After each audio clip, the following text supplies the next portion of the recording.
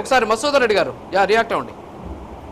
Sir రాజుగారు, ముందుగా మీకు ప్రైమ్9 టీవీ యాజమాన్యానికి, వీక్షిస్తున్నటువంటి ప్రజలకి, ప్యానల్లో ఉన్నటువంటి పెద్దలకి గుడ్ మార్నింగ్ సార్. ఇప్పుడు ఏదో ఒక సామెత చెప్తారు, పతివ్రత పాయసం కాస్తారంట, తెల్లారేదాకా సల్లారలేదంట.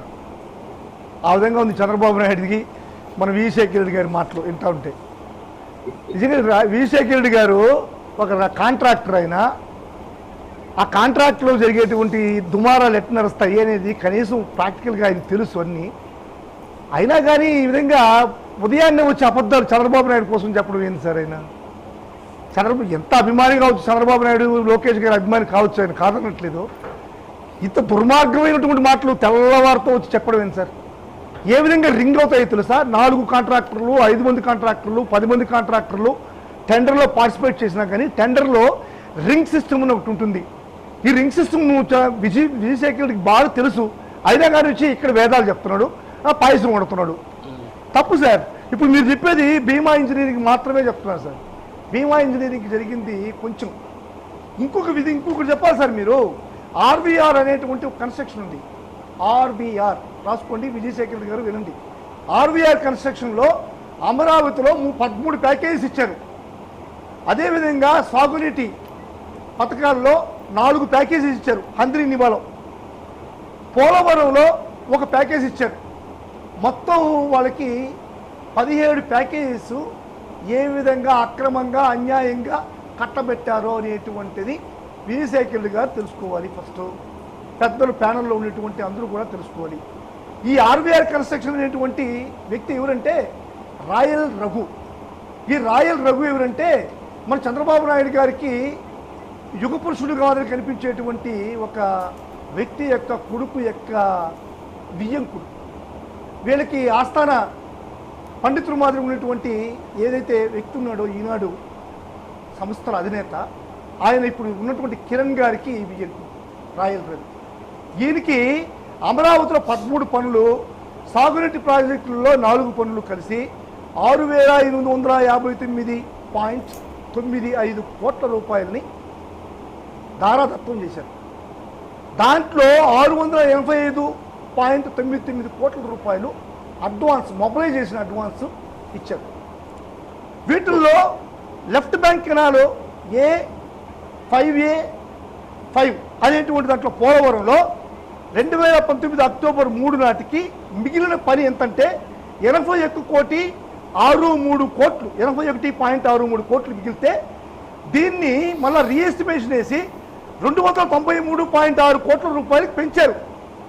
పెంచి దాన్ని 4.68%ని అదనంగా వేసి 307.41 కోట్ల రూపాయలకి ఆర్బీఆర్ అనేటువంటి ఈ యొక్క ఈనాడు కిరణ్ గారి వియ్యంకుడికి రాయల్ రఘు గారికి అప్పచెప్పడం జరిగింది అక్టోబర్ 17, 2025లో. అదేవిధంగా హంద్రీనివాలో 216.3 కిలోమీటర్ల నుంచి 400.5 కిలోమీటర్ల వరకు లైనింగ్ పనులకి చంద్రబాబు నాయుడికి అసలు సరే. ఇప్పుడు ఆంధ్రప్రదేశ్లో 2019 నుంచి 24 వరకు మీరు రివర్స్ టెండరింగ్ లో చేసినటువంటి మాయాజాలం గురించి మాట్లాడితే కొన్ని గంటల పాటు మనం డిబేట్ చేయాలా? దాన్ని పక్కన పెట్టండి. అమరావతి గురించి నేను మాట్లాడుతున్నా. అమరావతి అనేటువంటి విషయం గురించి మాట్లాడితే రైట్ కెనాలు, లెఫ్ట్ కెనాలు ఈ పక్కన పెట్టేసి ఒక నిమిషం వినండి సార్. నిబంధనల ప్రకారం కట్టబెడతారు, దాంట్లో మీరు కూడా పాల్గొనొచ్చు సార్. ఇప్పుడు మీరు కూడా పాల్గొనొచ్చు. ఇప్పుడు ఒకటి చెప్తా, షిరిడి ఏ స్థాయిలో ఇచ్చారు? ఒడిశాలో ఎంత?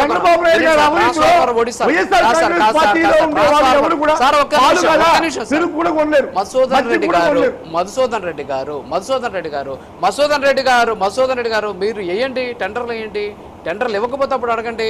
మీరు కూడా టెండర్లు వేయండి, టెండర్ నామ్స్ ప్రకారం మీరు పాల్గొనండి. ఇప్పుడు మీరు అంటున్నారు, ఇప్పుడు మాట్లాడుతున్నారు, టెండర్ పిలిచినప్పుడు మీరు పాల్గొనండి.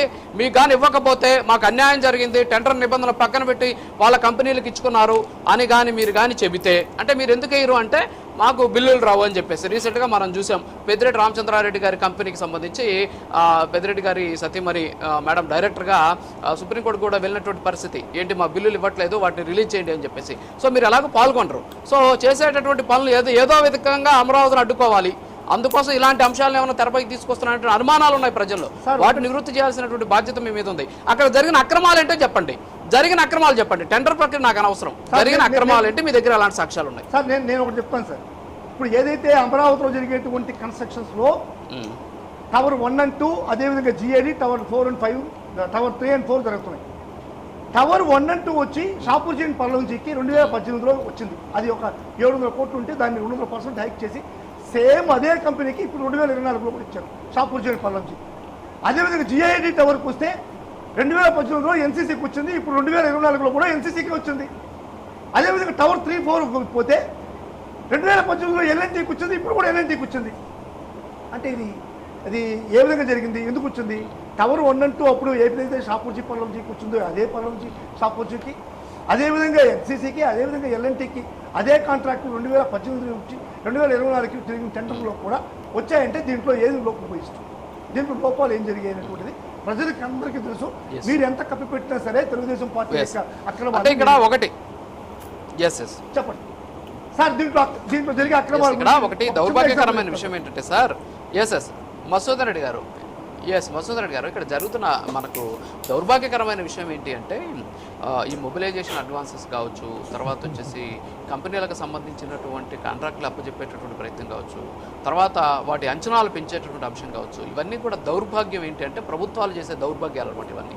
ఎందుకన్నా అంటే మాట చాలా బాధ ఇస్తుంది అనమాట. అంటే ఒక ప్రభుత్వం చేసింది, తెలుగుదేశం పార్టీ చేయాల ప్రభుత్వం రాజధానికి సంబంధించినటువంటి నిర్మాణ పనుల కోసం ఎంతో కొంత ఖర్చు పెట్టి ఒక పనులు చేసింది, ఆ కాంట్రాక్ట్ ఉంది. ఈ తర్వాత ప్రభుత్వం మారిన తర్వాత కొనసాగిస్తే అంచనాలు పెరగవు, దాన్ని అలాగే వదిలేస్తే రేట్లు పెరుగుతాయి. ఇప్పుడు ఈవెంతో మీరు ఒక కంపెనీలో పనిచేసేటప్పుడు 5 ఏళ్ల క్రితం మీకు వచ్చే జీతం ఎంత, ఈరోజు ఇచ్చే జీతం ఎంత? సో మీకు ఉండేటటువంటి పెరిగేటటువంటి అంచనాలు ఎందుకు పెరుగుతాయంటే పెరిగినటువంటి ధరలను బట్టి పెరుగుతూ ఉంటాయి. అవన్నీ మీకు తెలుసు, మీరు కూడా కాంట్రాక్టర్ నాకు తెలిసి. మరి ఇలాంటి పరిస్థితుల్లో ఆ రోజు మీరు దాన్ని కంటిన్యూ చేసి ఉంటే, లేదు రాజధానిగా ఆ రోజే మీరు 3 రాజధానులు చట్టబద్ధత చేసేసి ఉంటే, 3 రాజధానులు అంటే అమరావతి, తర్వాత వైజాగ్, తర్వాత వచ్చేసి కర్నూలు, ఈ 3 రాజధానులకి మేము చట్టబద్ధత చేస్తున్నామని చెప్పేసి ఇప్పుడు అమరావతికి ఏ విధంగా చట్టబద్ధత చేశారో ఆ రోజు మీరు చేసేసి ఉంటే ఈరోజు ఈ రామాయణం అంతా ఉండేది కాదు. మీరు ఏమంటున్నారు, పనులు ఆపేశారు, ఇప్పుడు మళ్ళీ పనులు స్టార్ట్ చేయాలంటే పెరిగిన ధరలకు అనుకూలంగా అంచనాలు పెంచాలి, పెంచితే మళ్ళీ తప్పు అంటున్నారు. ఎలాగా, వాట్ ఈస్ దిస్? సార్ చట్టబద్ధత అంటున్నారు సార్. అసలు ఏ రాష్ట్రానికి వెళ్ళిన చట్టబద్ధత ఆంధ్ర రాష్ట్రానికి మాత్రం ఎందుకు వచ్చిందో నాకు అర్థం కావట్లేదు. ఈ చట్టబద్ధత అంటే నేను అదే దౌర్భాగ్యం అంటున్నా, ఆడింది అందుకే సార్ నేను చెప్తున్నాను. నేను పచ్చిగా చెప్పడం అంటే ఏ బిడ్డ కానీ నేను పలానా తండ్రికి పుట్టానని చెప్పి ఎక్కడ డిఎన్ఏ చెక్ చేయను, అక్రమ సంబంధానికి మాత్రమే డిఎన్ఏ చెక్ చేస్తారు సార్. ఇది నిజంగా రాష్ట్రానికి పుట్టే దౌర్భాగ్యం. మనం ఆ తండ్రికి పుట్టావా లేదని చెప్పి మనం చెక్ చేసుకోవడానికి వివాదాలు వచ్చినప్పుడు అక్రమ సంబంధాలకు మాత్రం డిఎన్ఏ చెక్ చేస్తారు. ఇది అమరావతికి ఇదే పరిస్థితి చట్టబద్ధతలో ఉంది. ఒకటి సార్ సార్ విజయశేఖర రెడ్డి గారు, మీరు